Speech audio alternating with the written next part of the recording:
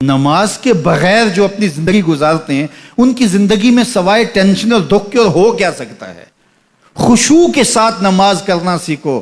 نماز پڑھنے کے بعد آپ ہلکے پھلکے پاؤ گے اپنے آپ کو. رقت کے ساتھ اللہ کے حضور گڑ گڑاتے ہوئے سجدے کرو, اس کا اپنا سرور پاؤ گے. اللہ اکبر. لیکن ایک بندہ کہے کہ جناب میں نماز پڑھتا ہوں لیکن ایسی کیفیت تو پیدا نہیں ہوتی, تو شیطان اس کو کہتا ہے کیا فائدہ ایسی نماز پڑھنے کا. لوگ بھی کہتے ہیں فلاں بندے سے یہ جرم بھی سرزد ہوتا ہے, نماز بھی پڑھتا ہے, اس کی نماز کو مورد الزام بناتے ہیں. تو بندہ بھی کہتا ہے چھوڑے, نماز نے مجھے کیا فائدہ دیا.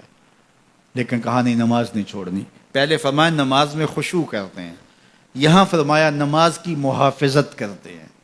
اگر کسی وجہ سے خشوع پیدا نہیں ہوتا چھوڑتے پھر بھی نہیں ہے. یہ اللہ کا فریضہ ہے. محدث کچھوچوی علیہ رحمہ سے ان کے ایک مرید نے کہا حضرت نماز پڑھتا ہوں لطف نہیں آتا, مزہ نہیں آتا. تو آپ نے حیرت سے کہا کہ اس کے باوجود پڑھتے تو ہو؟ کہا جی وہ تو اللہ کا حکم ہے, وہ تو پڑھتا ہوں.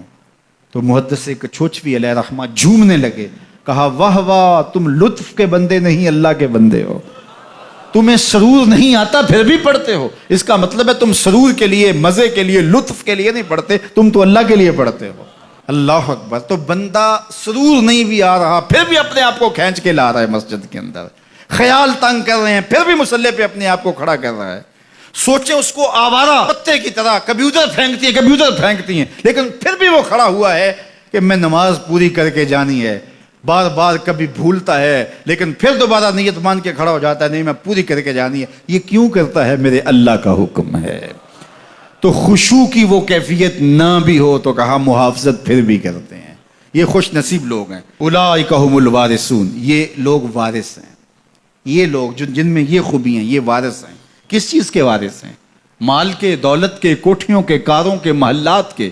کہا الذین یرثون الفردوس. یہ جنت الفردوس کے وارث ہیں. ہم فیہا خالدون. اس جنت سے وہ کبھی الگ بھی اس میں ہمیشہ رہیں گے.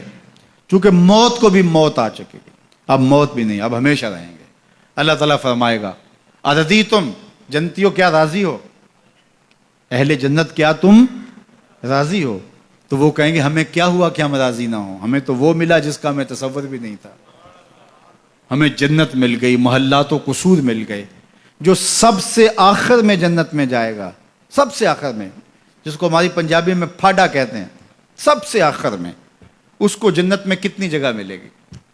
جو بندہ سب سے آخر میں آتا ہے اس کو دھوپ میں جگہ ملتی ہے, جو اس سے تھوڑا سا پہلے آ گیا اس کو برآمدے میں ملی, جو اس سے پہلے آیا اس کو اندر جگہ ملی. ایسے ہی ہوتا ہے. تو جو سب سے آخر میں جائے گا جنت میں تو وہ سب سے بڑا گنہگار ہوگا, اور جہنم کے رگڑے سہ سہ کے وہ جہنم سے نکلے گا سب سے آخر میں. بخاری شریف میں تذکرہ موجود ہے. اللہ کے حضور حاضر ہوگا اور اللہ اس بندے کو کہے گا بتا کیا چاہیے. وہ کہے گا مالک مجھے یہ چاہیے. اللہ فرمائے گا لکا ما تمنیت, جو تو نے آرزو کی جات سب کچھ میں نے تیری جھولی میں ڈال دیا. اب جنت میں چلا جائے. اب اس کو تو یہ ہوگا سایہ دیوار میں جگہ مل جائے تو غنیمت ہے. جنت کے کسی درخت کے نیچے جھونپڑا لگا لوں تو کافی ہے. چلو کوئی 2 مرلے کا 3 مرلے کا کٹھیا بھی مل جائے تو کافی ہے. اس کے لیے تو اتنا ہی کافی کہ جہنم سے نکل گیا.